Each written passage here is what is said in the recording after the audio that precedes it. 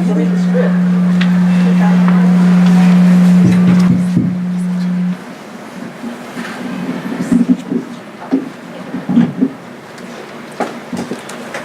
Now, if only one mic is on, we'll be good.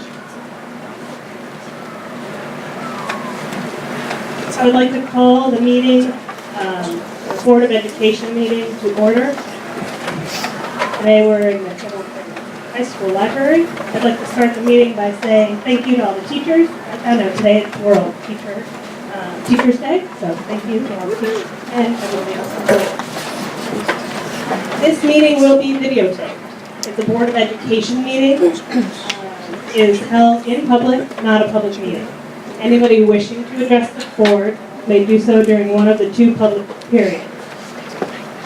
The board will determine whether to respond at that time or defer the issues raised to a later time.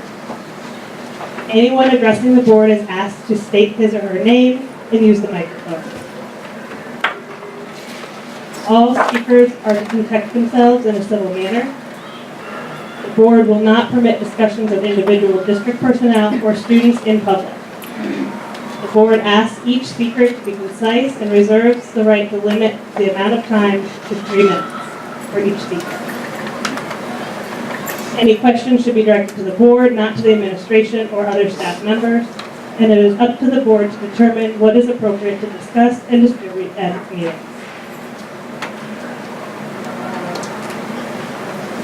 Section 2.1 is additions to the agenda. Anybody have any additions? Just recognize you. There is an addition for Board Appreciation Week. It's already on there. It's on there. Oh, it's on, okay. Sorry.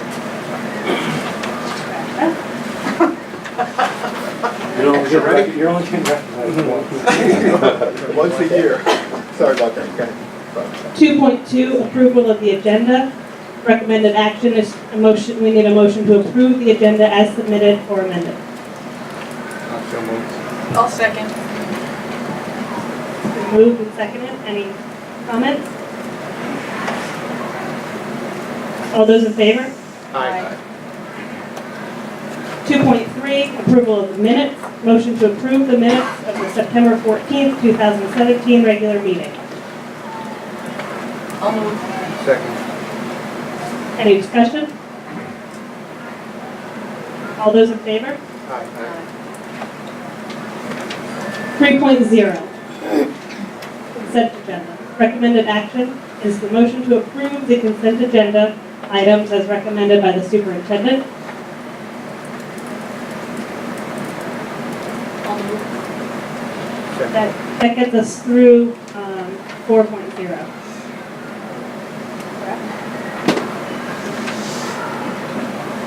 Does it, It goes through 4.2. 4.2, it goes all the way through. 4.2, yep. So we have a motion. So I move. Second. Any discussion on these items? So we need to discuss policy, right? Yeah.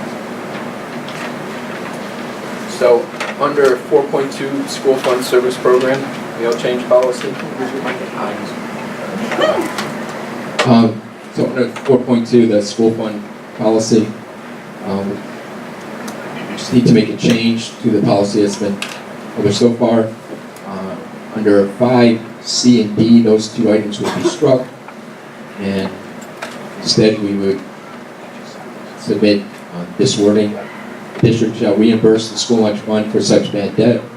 Special aid fund will be utilized to request a donation for children's unpaid lunch accounts. All money received in excess of the bad debt will be considered a donation to the lunch fund with the permission of the Board of Education.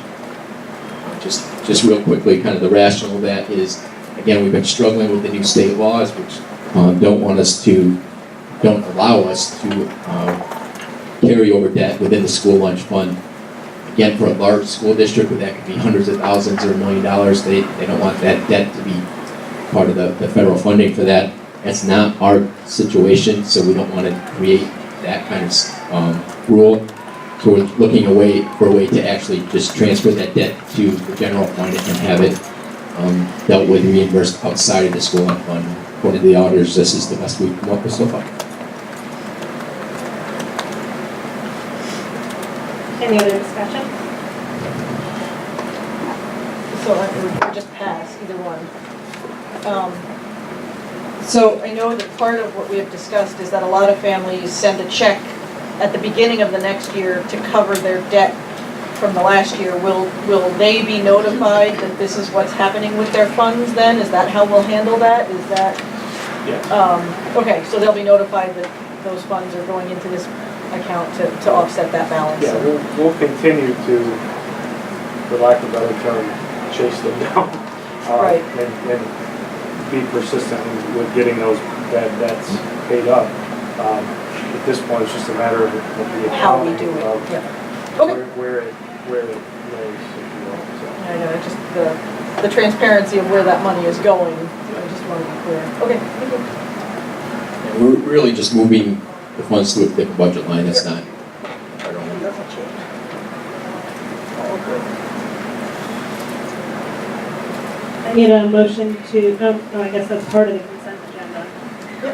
So I need, any other All in favor? discussion? All in favor? This brings us to our first point of community participation. 5.1 is Board of Ed follow-up. There was several people that commented at our last board meeting. There were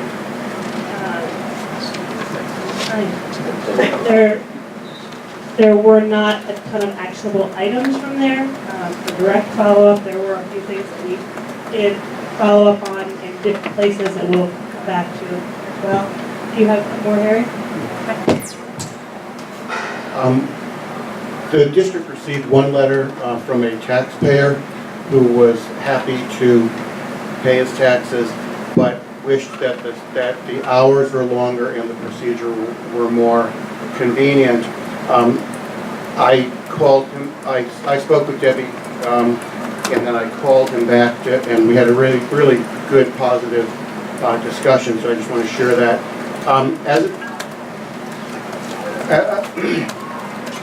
Our hours are actually more extensive than our neighbors. We have more hours that are outside of the school, and we have more hours in total. I explained to the person who wrote, and it was, as I said, everything was quite positive. That Debbie's got about a dozen different hats that she wears. When she moves out into the lobby in order to be the tax collector, she can't do any of the other things that she's required to do, so that we're trying to reach a balance between her variety of responsibilities. I also talked to him about the fact that many people pay their bills through the mail, where there's no hour restrictions whatsoever, and I asked him whether he was aware of the fact that the vast majority of banks have online bill paying services where it's not even your stamp, because he had mentioned something about returned envelopes. And so I said we went back and forth about that in kind of a joke. He asked about whether we could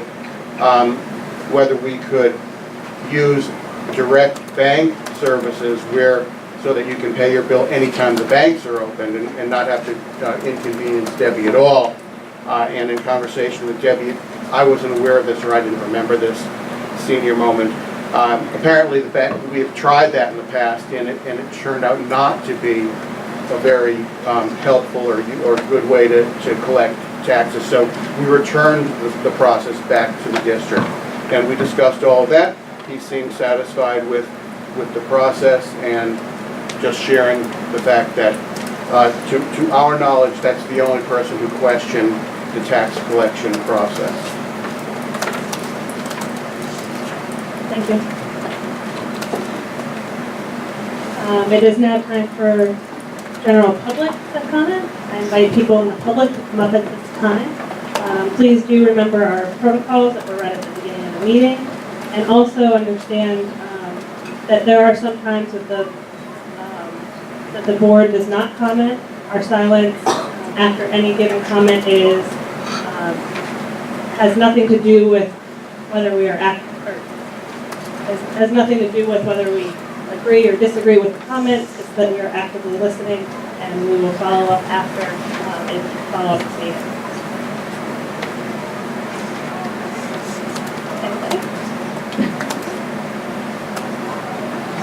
Okay then.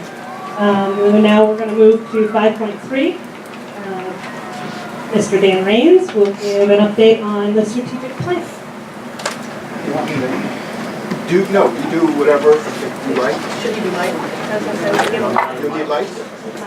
No, I'm talking about the lights. Oh, No, excellent. I meant Mike. This is video. I'm glad to hold Mandy.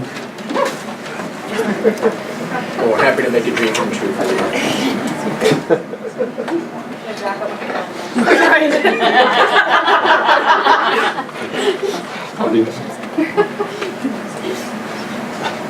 While this is warming up, I carry the same disclaimer that the board does.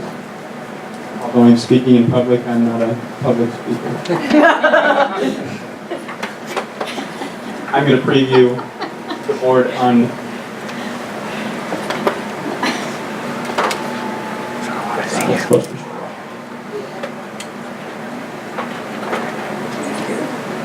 I'm going to preview you a little bit on what has happened with the strategic planning process briefly, and then a few task force members will highlight or sample some of the strategic intents and action plans that they've been working on. We're not going to power up right now, but I'll move forward. I will. It'll go up. So essentially, this says that one of the first steps was communicating. We communicated via the website, emails, videos on the website, posters around town, robocalls, as they're called. And then the last fall, data was gathered from 3 different sources: students, faculty and staff, and family and community. That was done through surveys and a series of focus fora, which were essentially focus groups where individuals could come in and share some verbal comments and share their ideas. Then a core team was gathered and started in January. You can see what they've done there, although it's small, so I'll read it. They evaluated current status of the district, examined some different data, which I'll show you in a moment. They drafted a mission and a vision and set strategic intents, both long-term, with essentially long-term goals, and then the short-term steps really come from the task forces. But this is kind of a sampling of the data. You'll see green, red, and yellow. The green indicates strengths from this particular survey. This was a student survey, or this was all of the data from student surveys. The green indicates strengths. The red would indicate an area of weakness or potential weakness, and the yellow indicates something that we may want to look at, depending on the percentage there. This is a sample of what the strategic intents look like. This was a sample of hours from the technology. We separated into 4 groups: academic, technology, faculty and staff support, and family and community engagement. This was part of the technology's strategic intents and the goals that they set. The task forces were gathered. They reviewed the strategic intents, did some research, developed strategies, and came up with some action plans. And theirs would look something along the lines of this. This is not any of ours. This is actually a sample from we're using a consulting group, PLC and Associates, and this is a sample from their workbook of what that will look like. So the strategy is there at the top, and then some action steps along the bottom, which we'll see in our plan as we finalize it. And that brings us to finalizing the plan. These are the things that we've done. Over here on the left and on the right are things that we're headed into. What we're going to be looking into is that the core team will review and finalize what's been done, the mission and the vision drafts. They'll review and endorse the action steps that the task forces have come up with, which you'll hear a few of tonight, and the core team will find consensus and finalize everything along with presenting it to the board. Any questions before I invite our task force members to share? Good. I didn't. Oh, sorry. Do I have to turn this off? Yes. You said that that was a sample of what theirs looked like, and that it will be similar to what ours looks like when it's finalized. When do we expect that finalized, our version? Dr. Alston? I'll let you go with that one. Sure. We don't have a set date yet. We are shooting for November. I'm going to, as I indicated, I will ask the board to have a special meeting because it's a long meeting. And I think we can do it in November. We just sent an email out to PLC and to see when they can come in. We certainly won't go over the days that we were approved. One of the things that you want to be really clear about is when you have all of these people volunteering with expertise, the time, you want to, as much as you want to move them along, you don't want to be a driver also. So anticipated in November, I'll be asking the board to hold a special meeting, and this way the whole board agenda wouldn't be super packed, because it would not be a short presentation like you're doing tonight. You also mentioned the core team. Who was on the core team in the start, and are they here tonight, or are they not, and who's on it now? I can't name all of them from memory. There were about 30-ish, 32 people that began. There were a couple that did drop, and so I think we ended with about 29 or 30. Would anyone on the core team here? You can just throw your hand in the air. Yeah. Oh, I was yeah. And anyone that was on a task force here too? Yeah. So there's a lot of work and a lot of different groups that have gone into it, so yeah. Thank you for asking. Thank you. I can send you a list if you want. That'd be great. Yeah. I was just curious if I've seen your faces, so I was curious if who it was. So I guess we'll invite the task force members to come up and share a piece of it. We'll start with the family and community engagement group.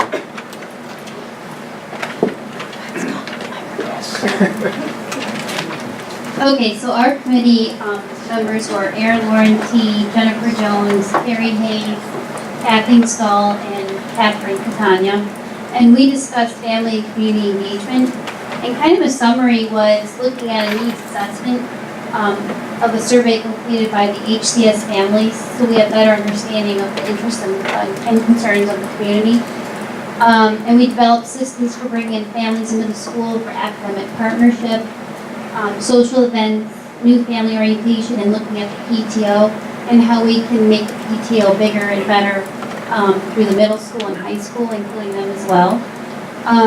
We talked about creating academic partnership with volunteers and community organizations, the emphasis with the category bringing back a position of an enrichment coordinator, so there can be more consistency with the programs we do have here, and how we can keep current and new programs coming in.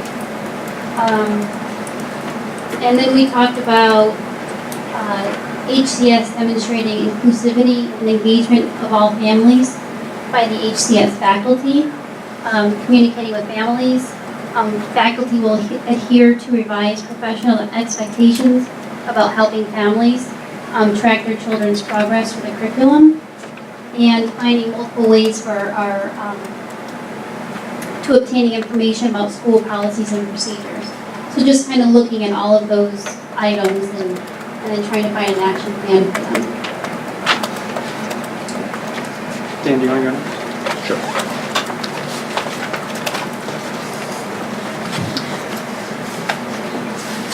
Good evening, my name is Dan Starr, and Mr. Raines, it was awfully nice of you to put the technology plan up there. I almost feel like I don't need to say much, so thank you. The same plan that Dan posted was the one that I chose to do it, and that's basically setting up a replacement cycle. And as an example, it's a matter of identifying hardware that we purchased through Mulrick, and also the hardware that we bought locally through HCS. Locations of that hardware, where is it, a way of tracking those locations, updating the replacement cycle based on age, and use of what we have now, and then update that cycle as we go annually and build those costs into the budget. And then the evidence of completion is that this replacement plan is generated and shared with staff on an ongoing basis. So it would be a Google Doc that would be right there on our website for everybody to see. So, thank you.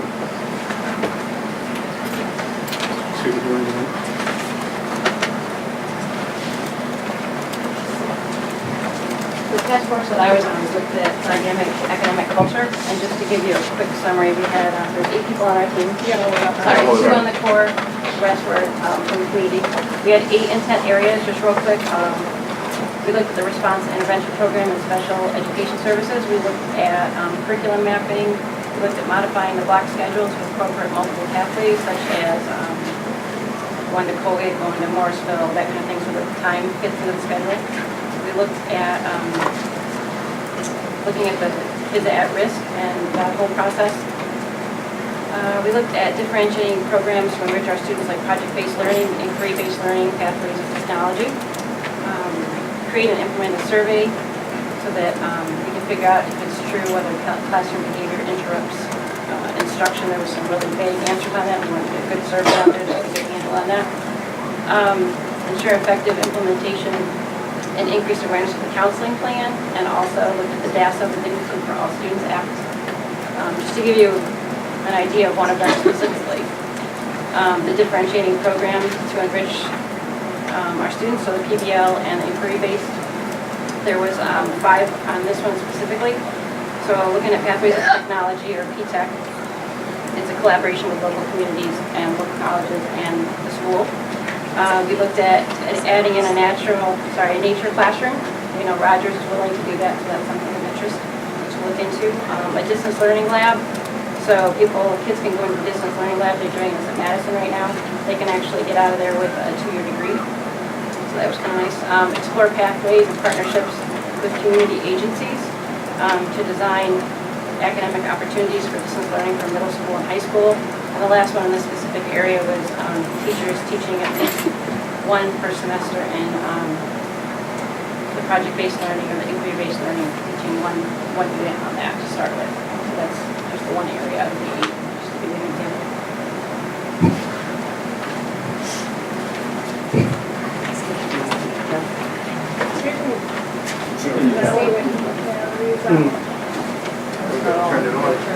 Turn the other one off. I'm Nancy Scholl, and this is Travis Ames next to me. We are 2 of the members of the Faculty Staff Support and Development Task Force. Our other members were Nicole Simpson, Heather Geralou, Mark Arquette, and Ferdinand Von Munch. We spent our time looking at different ways to increase communication between faculty, staff, administration, and the BOE in order to recognize various areas that need to be addressed in order to provide support for the faculty and staff in their work. By addressing these issues, we were hoping that faculty and staff will be able to accomplish their personal education goals or accomplish their work, jobs in general, as well as be better prepared to meet the goals set by the Board of Education. So our strategic intents, which Travis will go through, our goals, we kind of in summary, we looked at collaboration, mentoring, professional development, and purpose and protocols for the various committees that are at HCS. Thank you.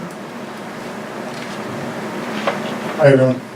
So yeah, the core team gave us 5 action plan goals. And from that, throughout the summer, our task force worked on coming up with steps to accomplish those. I'll go over 2 that we had with you right now.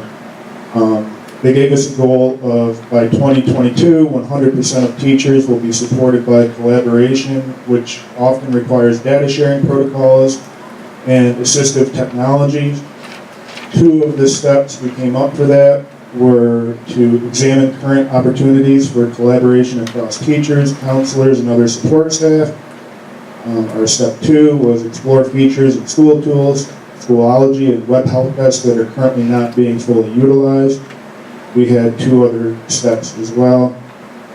They gave us a goal of By 2022, 80% of staff will agree that professional development is appropriate to their growth needs and the needs of the school community.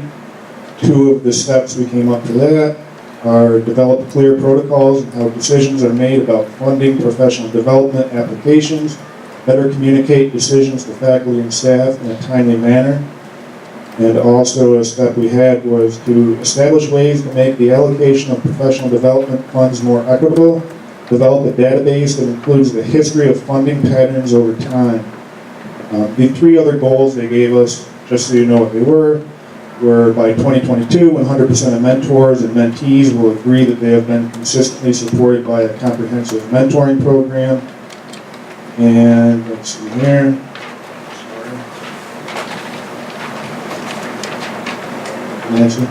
By 2022, 80% of staff will agree that school leaders view them as professionals and are responsive in discussions involving programmatic needs and changes. And last, by 2022, 80% of staff will agree that established and newly formed committees will have purposes and protocols. I worked on that one myself, and I will tell you that there are many committees here, if you didn't know that. So Dan?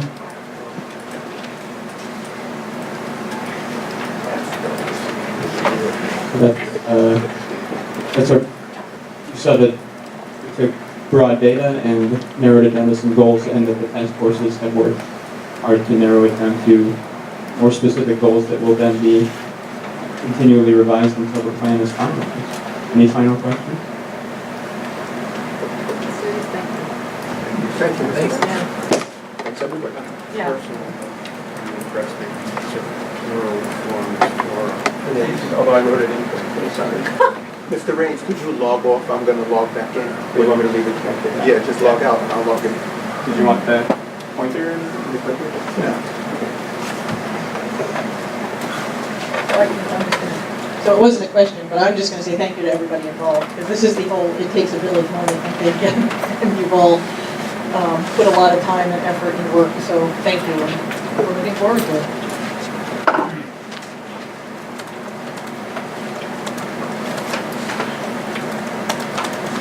We'll move on to new business. Section 6.1 is personnel. We have appointments. The first recommended action is the motion to revise Allison Forth's appointment to a 7.75 FTE effective October 2nd, as recommended by the elementary principal and superintendent. Second that. Discussion?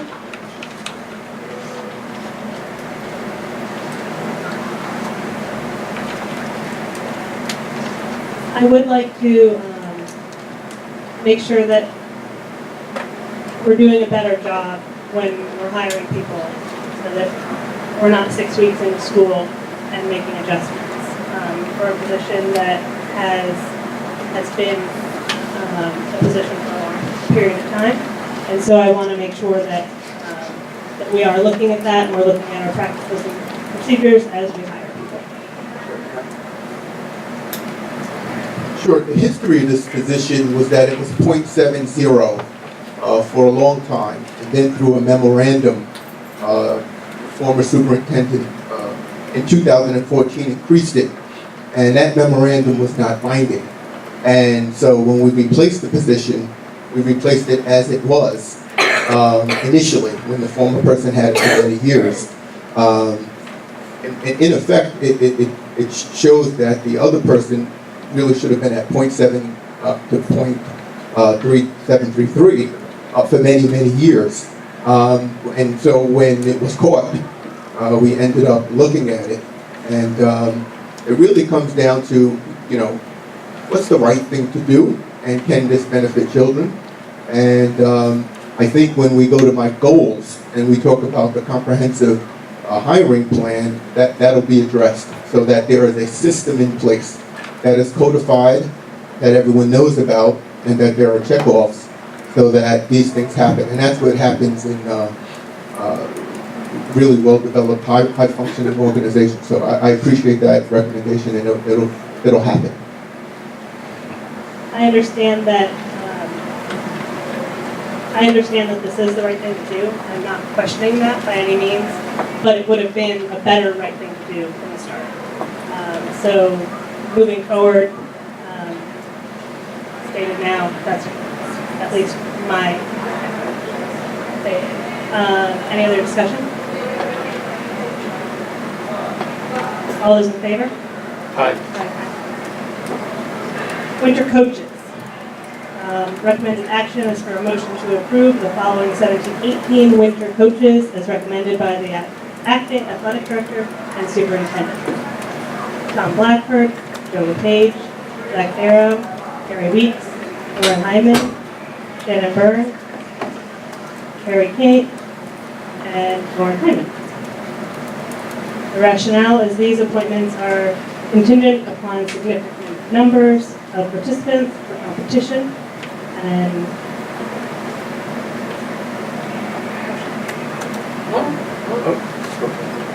That one's moving. I'm moving. All right, have we done the discussion? You have to second it first, then. Oh, I'll second it. now you can discuss. Now you can discuss it. Just, the PDF is incorrectly titled. Yeah. It says fall, not winter. So as long as we correct that, I'm wholeheartedly approve I was gonna say the same of thing. the coaches. I have gone back and searched these minutes in the past, looking for those headings and. So with the changing of the attachment name, all those in favor? Aye. Substitute list, recommended action, motion to approve Elijah Elfont, sorry, to the substitute list as recommended by the head bus driver and superintendent. I'll second. Discussion? Sorry, I said your name wrong. All those in favor? Aye. Play, the fall play advisors. Recommended action is to, motion to approve the following as advisors for the 17-18 fall play. Don't drink the water, as recommended by the secondary principal and superintendent. Donna Moran, director, at 4%. Morgan Larson, set design and construction at 1%. Nancy Schultz, production manager at 1%. Meg Rose, production assistant at 1%. Kathleen Stahl, production assistant, 1%. I'll move. Second. Discussion? All in favor? Aye.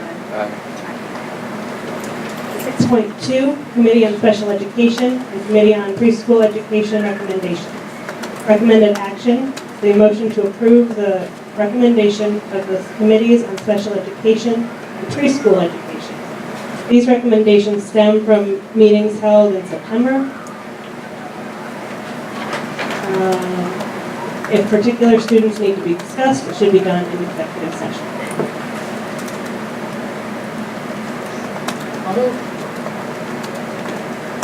I'll second. Discussion. No discussion? All those in favor? Aye. 6.3, donations. Motion to accept the following monetary donations to increase the budget by these amounts. Hamilton Emerald Foundation, $21,100. Slater Brothers Entertainment, $140. And NBT Bank, $50. I'll move. Second. Discussion? Thank you. All those in favor? Aye. 6.4, overnight trips. The motion to approve the following trips as recommended by the secondary principal and superintendent. Art trip to Boston, October 13th and 14th.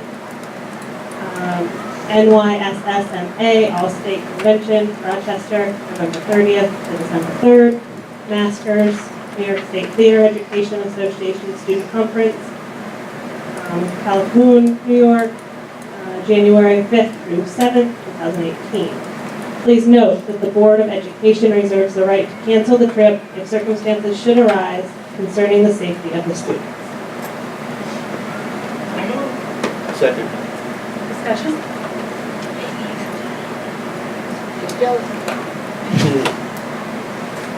All those in favor? Aye.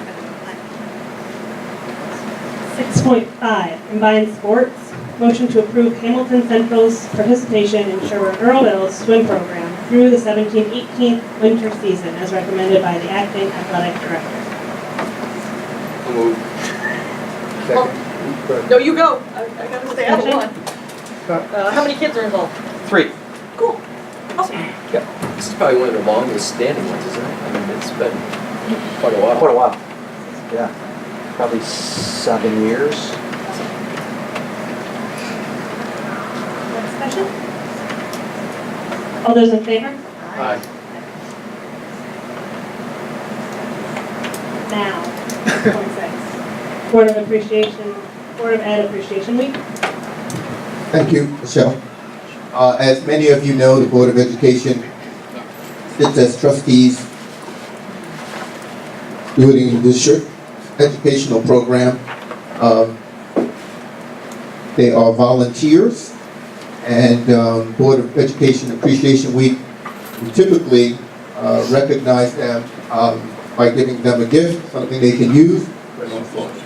And we just want to thank you on behalf of the community for your service. It is all volunteer and takes a lot of hours with not many perks, quite frankly. As a former board member, I certainly appreciate the service and the sacrifice and the tough decisions that have to be made regularly. So thank you, and it's not this week actually, but we will not have another board meeting till after Board of Appreciation Week. And so I just want to say that on behalf of the community, and I guess I'll hold you'll take Mr. Dale? Okay, great, thank you. Thank you.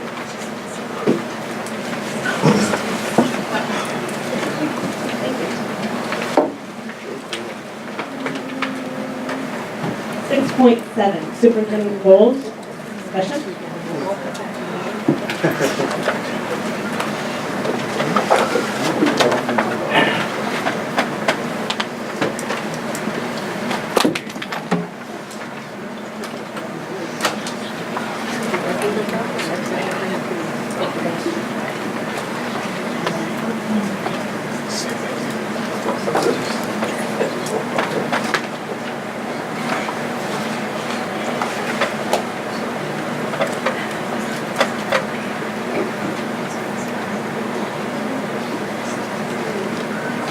Actually, Oh, okay. Awesome.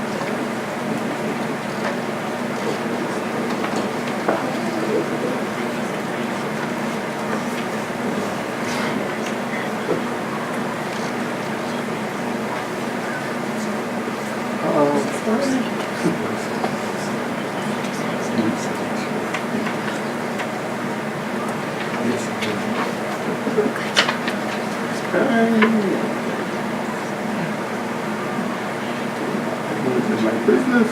Yeah. Get out of this room. There we go. Is this in the short form? Right. ACA, DOE, this is,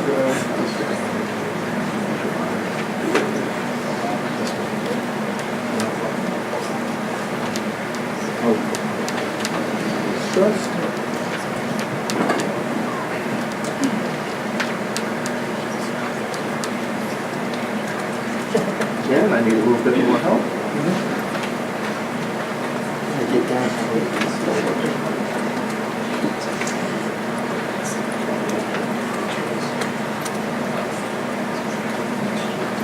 See what I'm saying? I want your attention.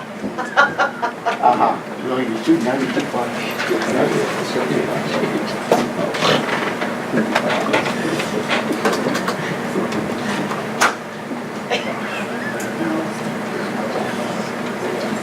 All right.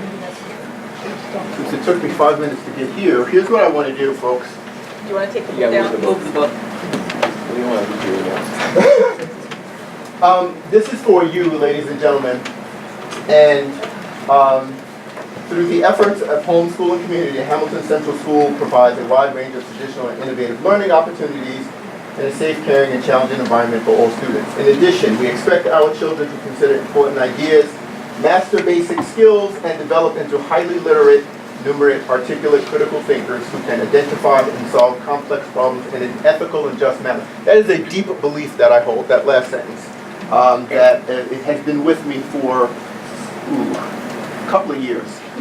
Now, the goals I don't want you to focus on yet because it's the last goal, I think, that ultimately really gives us clarity. I mean, we can talk about the other goals. Condition of the district.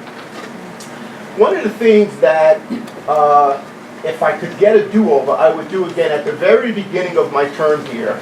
I would have identified the condition of the processes, systems, and protocols of the district. Now, what I mean by that is I would ask the question of the very different departments.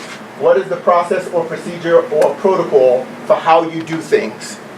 And how long has it existed? The next question would be, is it codified? How long has that existed? Where is it? How long has it been the case? How long has this been the case? Who knows about it? How long has that been the case? And the reason why I think those are the most important questions is because by having a system in place that's codified, that everybody knows about, it takes away the mystery, and you do not have the kinds of things like an adjustment in personnel, or something over here happened or something over there happens. When there's a system in place, it promotes consistency. I would say, I'm not saying it because his office is next to mine, one of the really well-run departments in the entire district is the business office. And Matt is quick to say it's really not him, but they're audited annually. We just left an auditing meeting, and most of what they have to do is by law and inspected publicly, thanks to a school district downstate. And so that is, I think, the very most important thing that I would look to work with people to create a big spreadsheet and say, what is the process for X? Or the procedure or the protocol? Is it codified? If the answer is no, it's not going to, I would argue, it's not going to consistently be followed. If it's not, people don't know where it is, it's going to be a struggle to get the kind of consistency. If it's not shared and articulated regularly, we're going to struggle in that area. To me, that's one of the most important things that a district can do. The other things, so I'm back, but I'm working with this. All right, student achievement, personally provide follow-up training for general education and special education teachers to meet the needs of special needs students as outlined in the NICET audit and recommendations. That is an area that, if you notice, one of the things that these goals are follow-throughs from everything. So everything is, in my mind, a system. It's a process. So if we know last year we worked on things that need to be done, you do it again this year. Another thing that came up is provide training. These are things that I have experience in. Provide training and differentiation of instruction to members of the HCS faculty. That's a question, if you know someone who's interviewing, that's a finalist question I give to every finalist, and to kind of see where they're at. Presented that many times in different places. Create a mechanism and provide resources to raise awareness to legal obligations, responsibilities, and implications of meeting and not meeting the needs of CSE students. One of the things that, there are two major things that are focused on special education and technology. There are other things. Ultimately, this list of goals may very well be modified once we get the strategic plan and the board looks at it. The board has every right to adopt the strategic plan or ask for changes or put things on hold based on finances. So ultimately, this is subject to change, but these are things that I believe are very important. Unless the board wants me to go through all of these, I certainly don't have to. I'll highlight a couple more. And this will easily be going on the website. Because this is important. Collaboratively create, I'm looking at goal number 2, raise awareness and provide opportunities to gain additional training in content pedagogy and educational policy. Big one, collaboratively create a policy and superintendent's regulation. That's the steps. Regarding the hiring of all certified and non-certified employees that is consistent with what the highest performance educational organizations follow. When you can do that, you take away the mystery. We actually just had a committee meeting for a position today, and we're following a similar model, but there's more we can do in that area. Skipping down, raise awareness and behaviors that expose district liability and negatively impact the workplace. Implement a web-based training mechanism that can provide tutorials on work-related topics, mandated and non-mandated. And so often school districts bring in an attorney, and that's good too, that's another way of doing it, but there's another way of doing it and making it web-based and individualized. So it's Mr. Jarko, he makes a deal with Mr. Ellis that, could we just spend the faculty meeting and people stay in their rooms and do tutorials so we can raise our lids in certain areas? That's something that you can do. At the same time, you can do that and do it in academic areas. So like in DASA, Students, Dignity for All Students Act, you can get training like that online that's for the districts. There's training in special education, there's training in 504s. Those are the kind of goals that I'm talking about.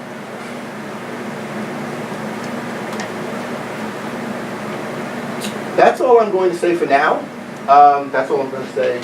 Unless the board has any questions, that's it for now. These are some goals that I think are worthy and not just goals out of the blue. They're consistent with some of the themes that I believe you'll hear when the strategic plan is fully vetted out, and things that I believe raise the lid on the organization and that are consistent with things that we've worked on in the past couple of years.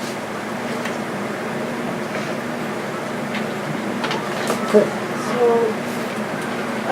are we talking about things, other things we'd like to see? Are we bringing those items up now, or are we talking about those in the next session? How's that? Well, typically, this is an anomaly because the board usually sets goals. Correct. The superintendent creates his goals and the team. So this is a discussion. Okay.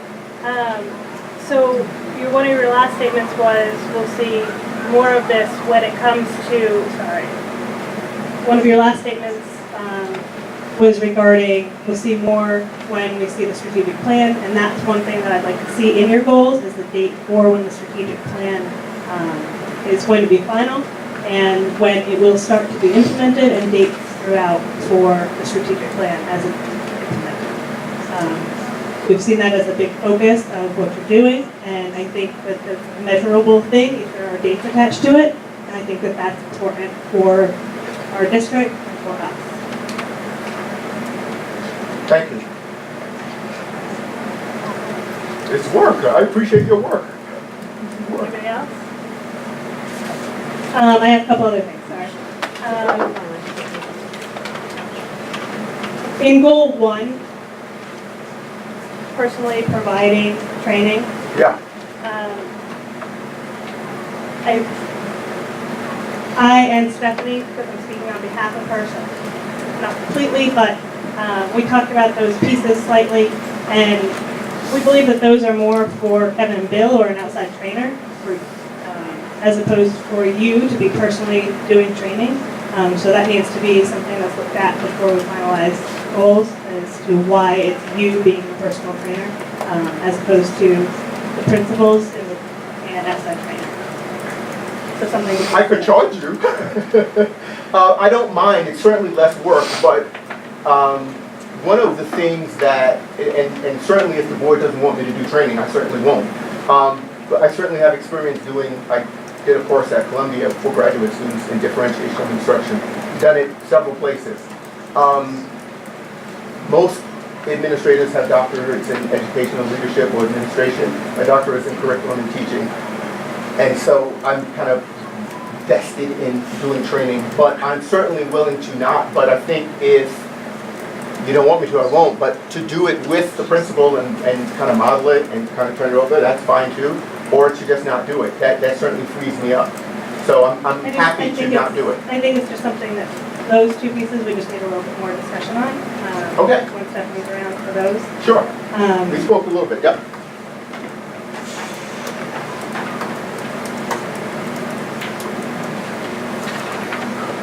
I also believe that goal 3.1 needs to be much more than just webinar, web-based training, mandated and not mandated. Excuse me, 3.1. Come on now. the one before that was which one? 1.1.1.2. And then 3 what? 3.1. 3.1? What? And I think that it needs to be more. I think that web-based training is a piece, but is that what we need to change the culture in our buildings? Do we need more than just web-based trainings? So I think there needs to be more there. I think that's a good start, but I think that's a start. And that looking at culture in general, the workplace should be a priority. I'll need a little bit more on that and we can talk about it. But sure. Anything else? I would just say,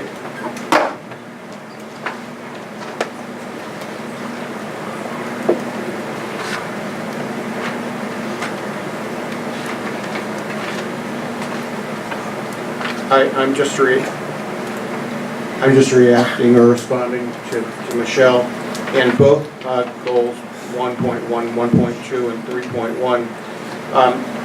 The goals are appropriate and the goals are forward-thinking. And whether it's you who personally delivers them is really not the issue. The issue is that if we identify the fact that we need professional development with regard to special education and differentiation, then the goal ought to be to collectively identify the very, very best way to deliver that, regardless of who that person is. So the big picture is appropriate, and the detail maybe is fine. Okay. Not the big. It's a distraction. I agree with Terry. Okay. Very good. Thank you, sir. Bless Bless you. Okay. All right. Thank you. Good luck with that. 6.8, Smart Schools hearing. Smart, that's you.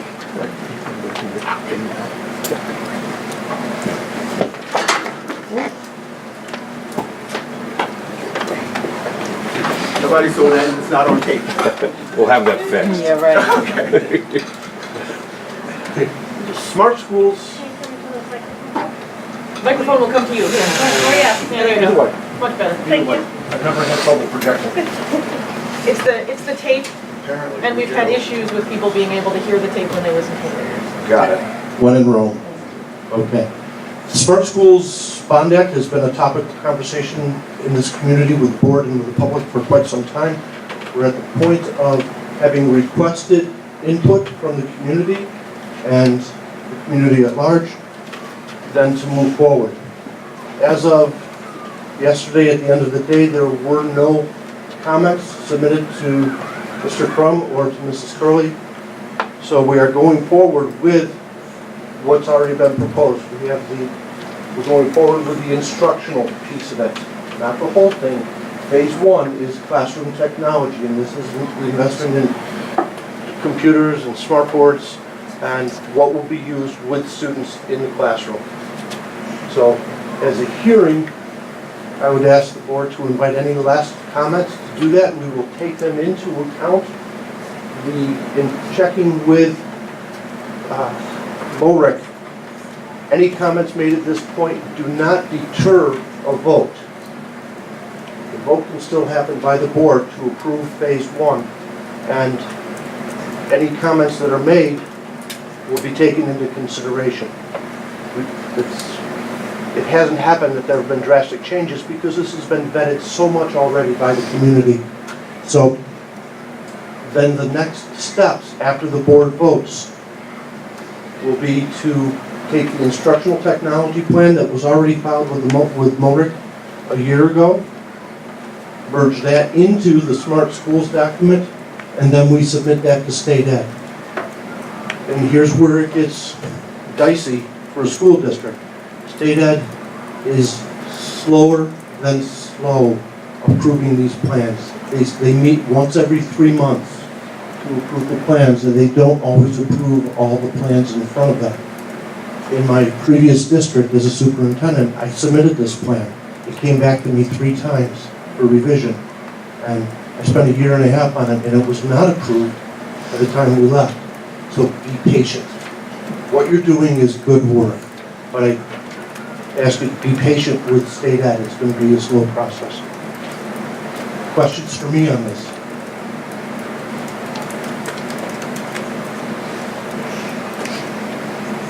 Thank you.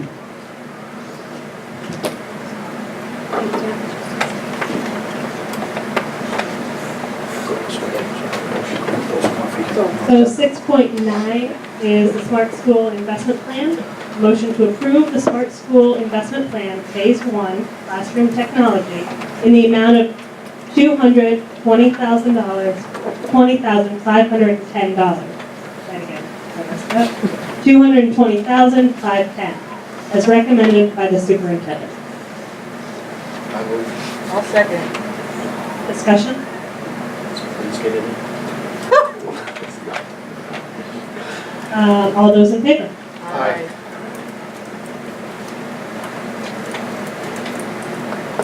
Seven point zero, information and correspondence. We'll start with 7.1 with the administrator's report. Any discussion on those? Can I, Dr. Stahl has some information he'd like to share, just to update the board, if that's okay.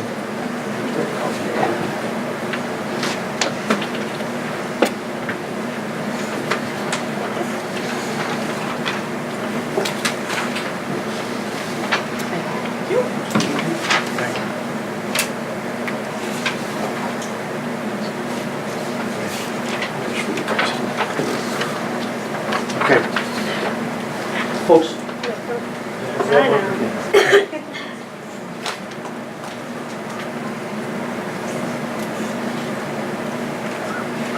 So having been involved now for a brief time as an interim director of technology, it's been a good experience. It's been fun. It's a learning curve, as with anything that you take on. And I'm trying, an old adage is that people change with glacial haste. And I'm trying really hard not to be the glacier and to continue learning as I enjoy retirement. So I appreciate being here. So a couple of items, just as an update. So my role has been to address the following issues. On-site supervision of our tech support staff from the MOREC, the 2 ladies who are with us 4 days a week total, and are doing very, very well. To look at network security, there's a cyber review that will be beginning within the next week or so from the MOREC, and I'll be a part of that, working with confidential network information and a number of areas where there can be security concerns. Removing outdated accounts will be a part of that. Smart Schools Bond Act, we just talked about. Working with MORIC on the infrastructure upgrades that were approved. There are 5 switch closets to be upgraded. 2 of them have been done. And there are 3 to go this weekend. They're coming in to do the bus garage. And my compliments to Cisco, who put in a switch 17 years ago that we're replacing for the bus garage. Now, the technologists like to talk about end of life, that a piece of equipment is only good for so long. This is not only end of life, it's been reincarnated. And it would be good to replace it with a fiber switch and help tremendously with the transportation. And staff has been tremendous help on doing that. Can't use that word, I'm sorry. Staff has been very good throughout this process. Working on the hardware replacement plan, working with Rick on that. Reviewing district policies and procedures. There's a lot of discussion previously on policies and looking at regulation that go with them. Policies are great if you follow them and if you have the procedures in place that align with those policies. Reviewing, when that's completed, reviewing specific computer use policies with staff and help tickets. Excuse me. Since August, when we started tallying these, we've closed 108 tickets. We still have 39 open, and 5 of them have been canceled. Why, I'm not sure, but that's kind of the anomaly in there. So that's where we are with technology. We're continuing to move forward. It's interesting. The expertise of our BOCES techs is amazing and very, very welcome. So, thank you. I'm off. I'm off. Hello. The 39 that are still open, the tickets, Yes. what's the life cycle of those? How long have they been open? What's holding them up? The majority of those came in at the end of last week, the beginning of this week. Not all, there are still some. Are you of the opinion that the tech support that we have right now is sufficient? Are teacher and student needs being met in your opinion? Close, not entirely. As noted, I'm an interim, I'm stopgap here. Our techs are great, I'm not a tech. I don't know how to fix printers. When the student comes to me asking, I've lost my password, I can't tell them. So I ask them, please wait till you see the woman sitting at the desk opposite here. And they come back an hour later or so. So that's helpful. But are all needs being met? No. We're doing a lot, but it's not 100%. Dr. Starr, is there a mechanism to kind of see if there are old tickets that kind of just didn't get addressed? And if there isn't one, could you create one? There is a mechanism. It's in our help desk, and Mary Valentine is our lead tech. She and I went through yesterday or today to look at a lot of the tickets that we thought were open. Some are still open. I mean, we're still waiting for a smart board, aren't we, Sue? I'm embarrassed to say it, but we are. Waiting for the installation. Yes. Yeah, we have a smart board. So, yes, there is. Okay, thank you. Since you brought it up, I did that on purpose. okay, let's go there then. My concern, my issue is we've got, as far as I know, somewhere like neighborhood of 5 or 6 smart boards that need to be installed. They're downstairs. Zach Darrow has 3 or 4 of them. We have 2 smart boards to be installed, and Zach wrote a grant that involved 3 more high-def flat panel touchscreens. Okay. And I'm not sure if they're there or not. They might be. I don't know. I guess my question is, and I don't expect that you were involved in this, but system-wide, my concern then becomes, when that gets approved and that equipment comes, why isn't that front-ended? If we're going to have a smart board arrive in the summer, we clearly need it installed.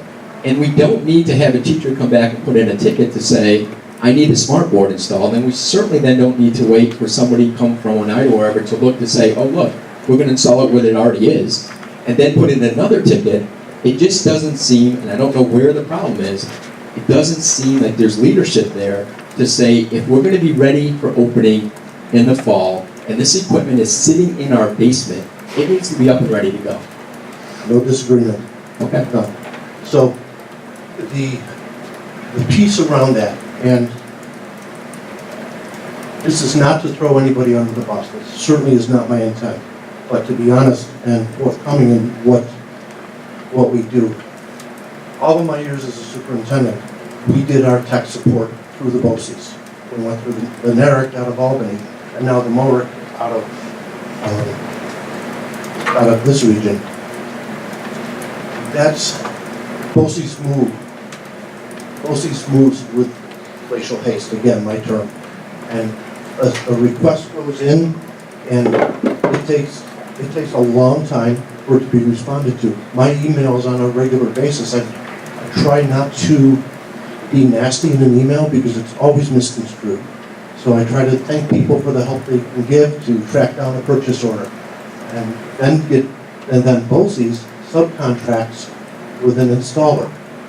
And that's where our rub is between BOCES and the installer. We've got a long chain of correspondence with them. Well, and I understand that. I guess I'm not trying to get into the weeds of how the procedures run.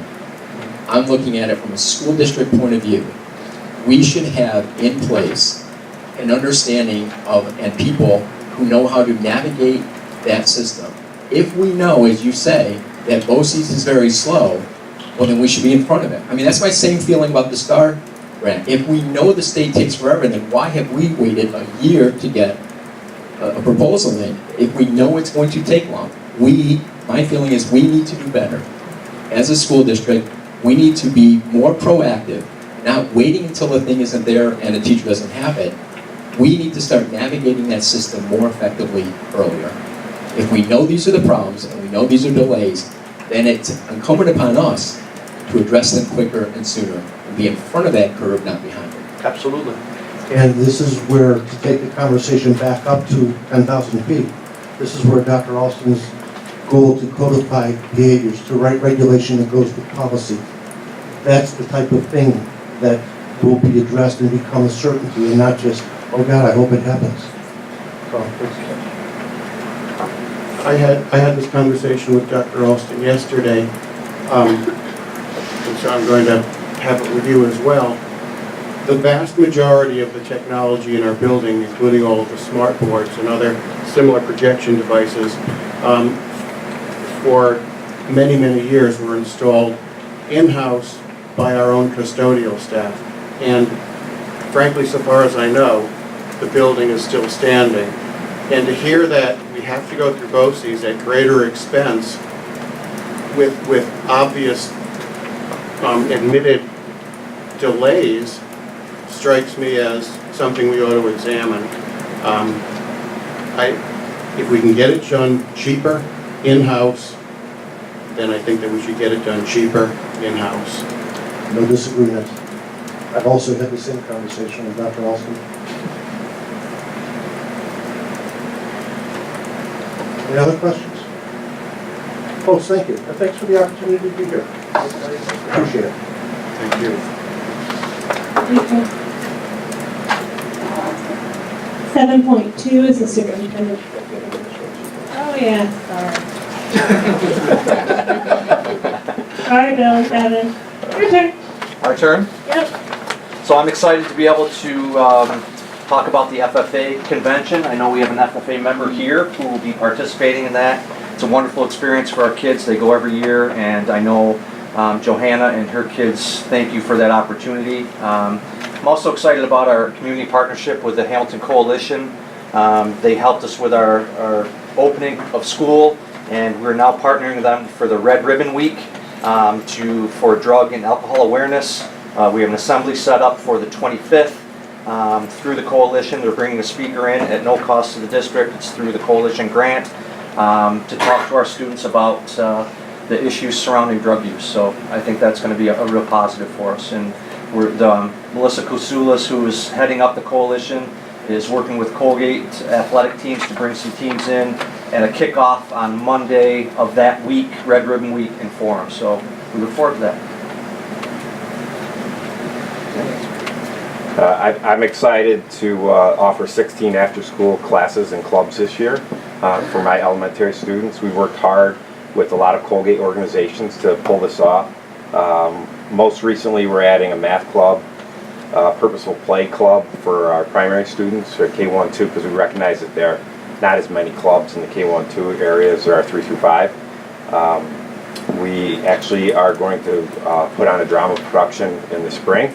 We have 3 teachers that are now interested in doing that, so that's a new addition that wasn't in the report as well too. And tomorrow is our PBIS Character Education Assembly kickoff, first thing in the morning at 8:20. Community's welcome to stop by. We're going to highlight different character traits throughout the year. We'll start with respect, and with our character education program this year, the emphasis is really going to be on having students become responsible for themselves and their own actions in their own schools, and not more of us being the purveyors of how to be respectful, but to give students opportunities to demonstrate their ability to be successful and to model for them what that looks like through the assemblies and activities in the classroom in between assemblies. So we're excited about that.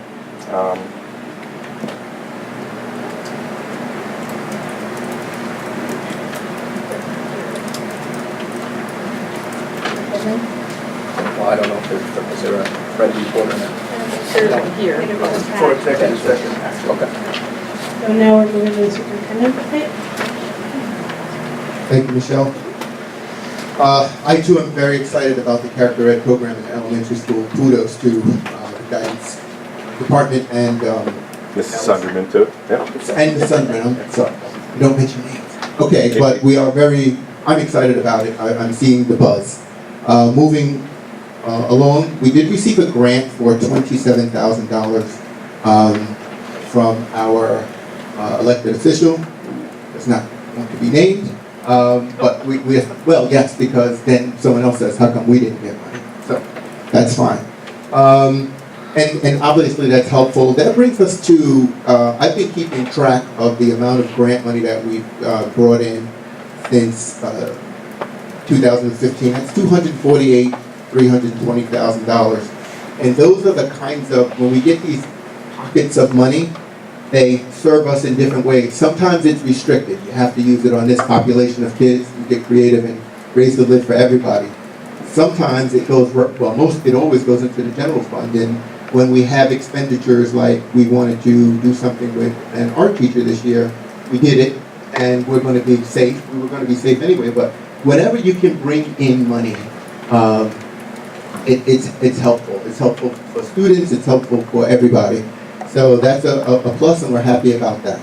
So once we get focused, we'll start working on another grant. Colgate University work study. We did receive and work closely with Ms. Dudrick, and we have a person who's assigned to help us with our website.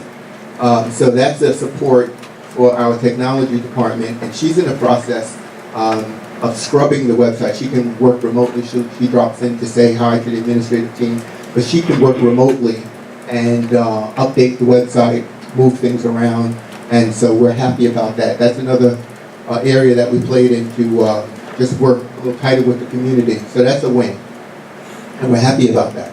Also, this week we had a joint venture with the citizens, a joint venture with Madison County Emergency Preparedness and the Governor's Office, and held the New York State Citizens Preparedness Training.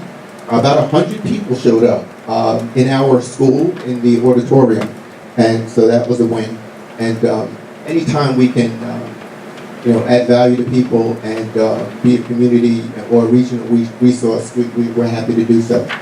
So that's my superintendent's report.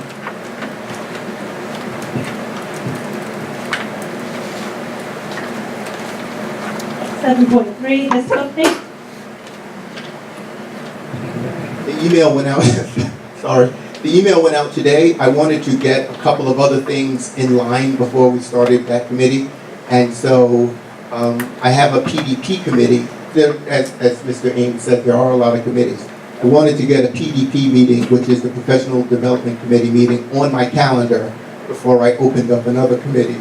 And so we have a PDP committee, Professional Development Plan Committee, meeting next week. And we'll start looking at the different kinds of professional development we want to focus on and for the year. And with the HISP, now that we have that, we sent the email out today. Ms. Curley will start contacting people and selecting the dates. There are two pieces that we're going to deal with immediately, and that's a policy proposal from Dr. Robertson and Dr. Larson, and Ms. Sunderman and Dr. Zhu. Dr. Zhu are working on the communication plan. So that's where we will pick up with the HIS committee. What email will have today? An email to the HIS committee telling them to look for an email communication from Ms. Curley to set up our first meeting.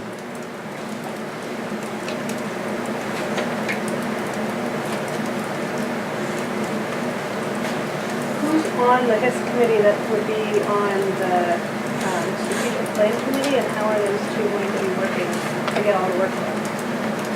I don't know. Well, two are right here. Mr. Ames and Mr. Arquette happen to be on both. So my point is, if they're both running simultaneously, how's that going to work? They work very hard and we appreciate it, but, you know, I mean, there are people in here, there's different days of the week, but there are people, if I may be really honest, there are about 6 people who are on like 10 committees. And we love them and they put in a lot of hours, but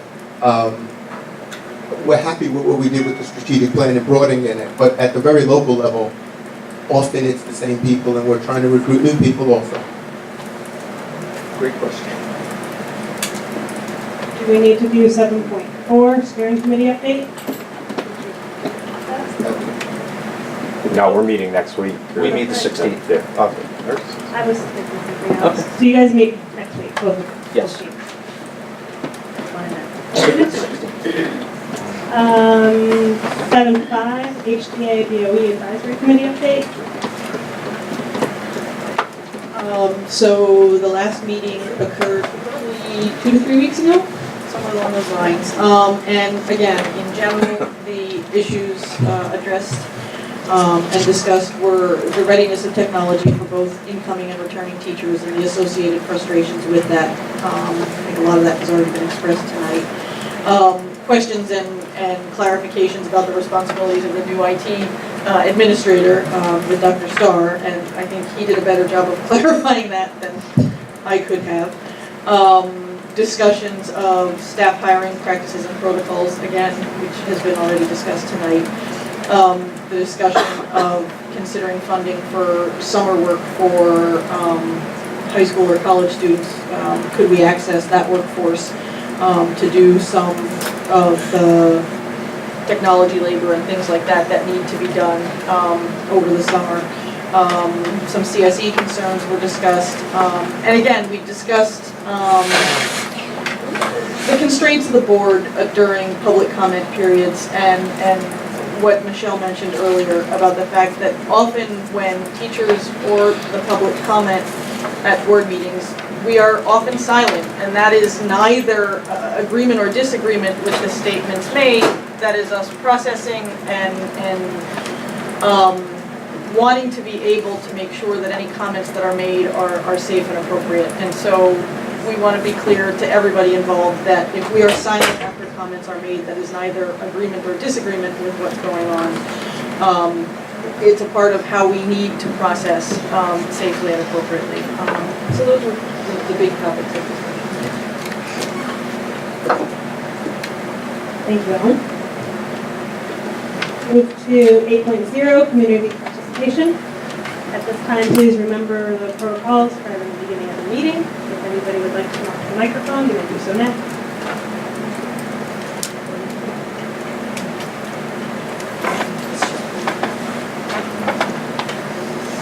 It's Hope Anson, and I just have a hard time believing that there are only 69 tickets out there, and I'm sure, Dan, it's right, but I've had a ticket in since, what was it? 39, 89? 39. 39, Says 39. okay. Well, I have ticket 180 something here. I don't have a smart board. I don't have my document camera working. My printer's not working. My phone is bleeping and I can't answer it because I'm in a new classroom. And I keep putting tickets in, and I know there, and Mr. Ellis and I have talked about it, and I'm just frustrated because we've had many days of school and I haven't had, the printer did work for a little bit and then it stopped, but just frustrated. And Kathy and Mary have been doing a great job, and I know they have a lot to do. It's not that. Karen, sorry. Yes, Kathy does too.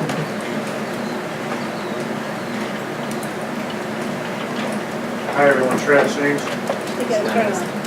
At the bottom. Don't worry.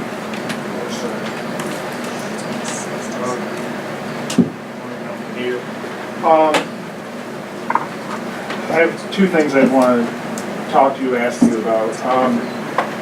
The first, perhaps my answer was in the administrator's report, but I'm wondering if you could tell me your understanding of the parent-teacher conference and mix-up, if you will. How did this come to happen, and is there an update on it?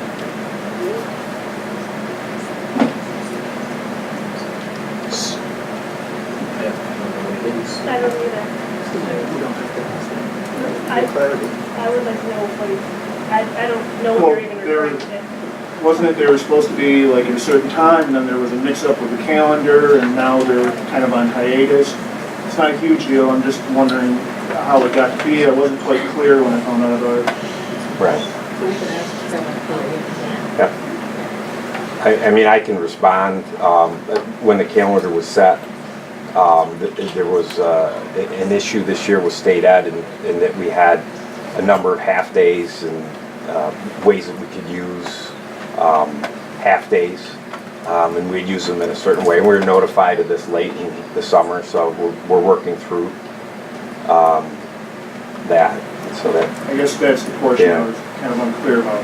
Yeah. I didn't know why it wasn't foreseen, but if it was an issue of being... Yeah, and it was something that we've done for years and years and years, and because of the snow days last year and the way calendars were set up, State Ed is putting a very close eye onto our calendar, and so BOCES has helped us to identify some of the things wrong with the calendars in the region, and there's an issue with half-days and how they're being used.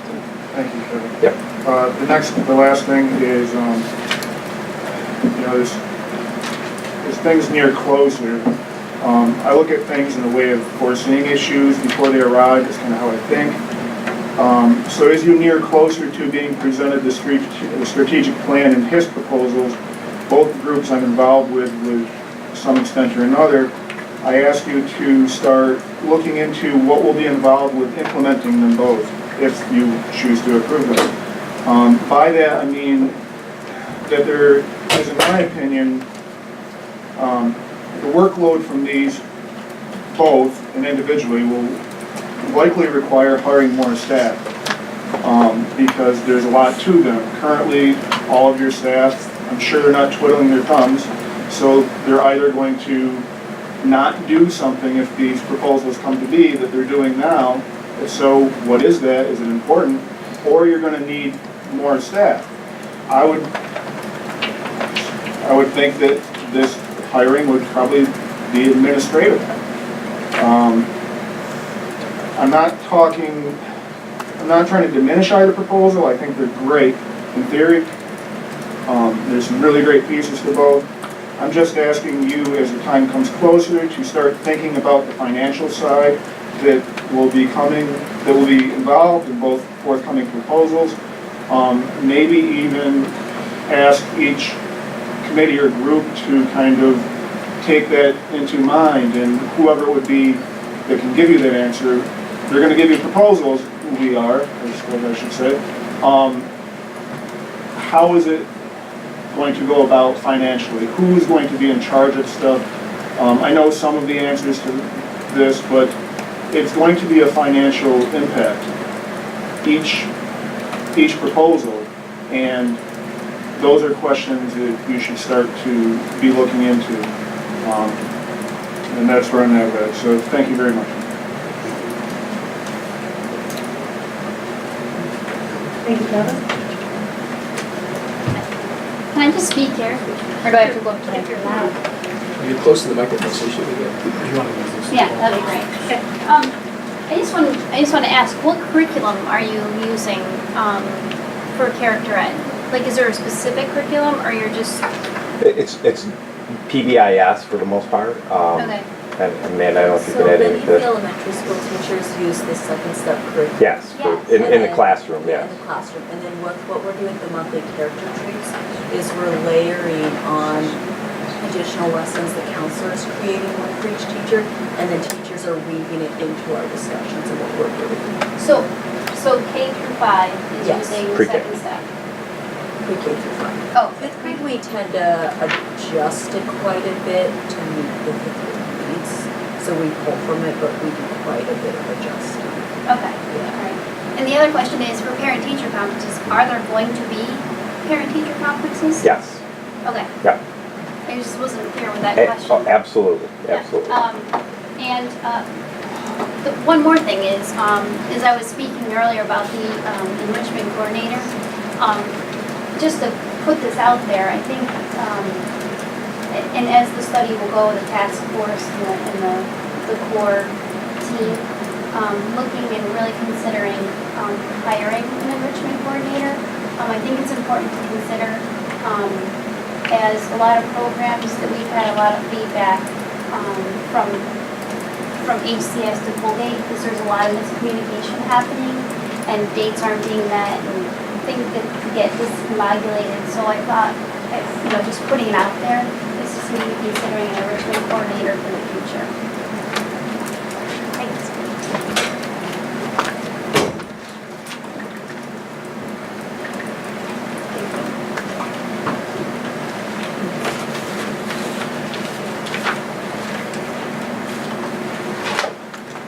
We'll move on to, let's see, end of the meeting. Yes.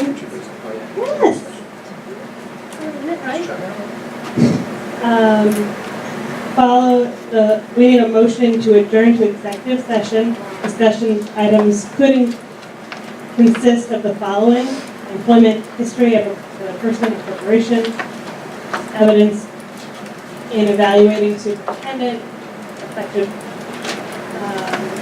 acceptable evidence, and correspondence. I'll move. And I'll second. Discussion? In favor? Aye.